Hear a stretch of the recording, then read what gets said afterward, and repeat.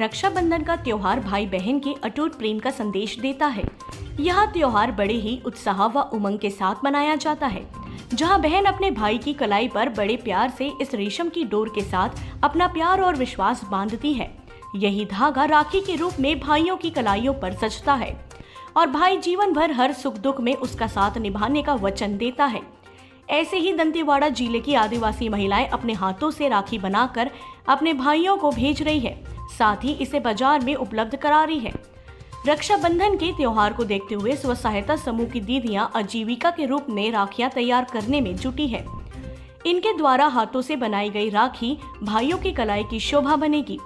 जिले की पार्वती महिला ग्राम संगठन चितालंका, मां दंतेश्वरी संकुल संगठन बालूद, किसान महिला संकुल संगठन बांसी, एकता महिला ग्राम संगठन चितालंका की स्व सहायता समूह की 15 से 20 महिलाएं राखी तैयार कर रही है। मां दंतेश्वरी संकुल संगठन बालूद की सदस्य ग्राम चितालूर की निवासी सीमा बताती है कि स्व समूह की दीदियों द्वारा धान, चावल, मोती, ऊन, रक्षा धागे से अलग अलग डिजाइन से फैंसी एवं आकर्षक रंग बिरंगी राखियां बनाकर अपने हुनर का प्रदर्शन कर रही है।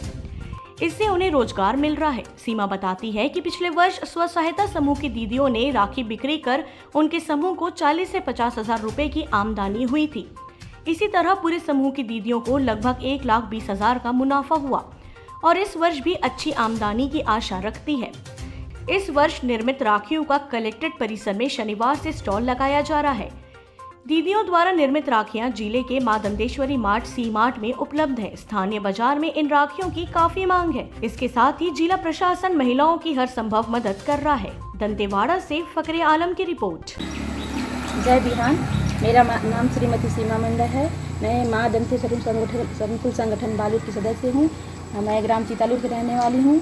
यहाँ चितालूर ग्राम में हमारे समूह के द्वारा राखी निर्माण किया जाता है। जैसे धान, चावल, दाल, मोती, फैंसी राखियाँ, ऊन इत्यादि की हम लोग राखी बनाते हैं।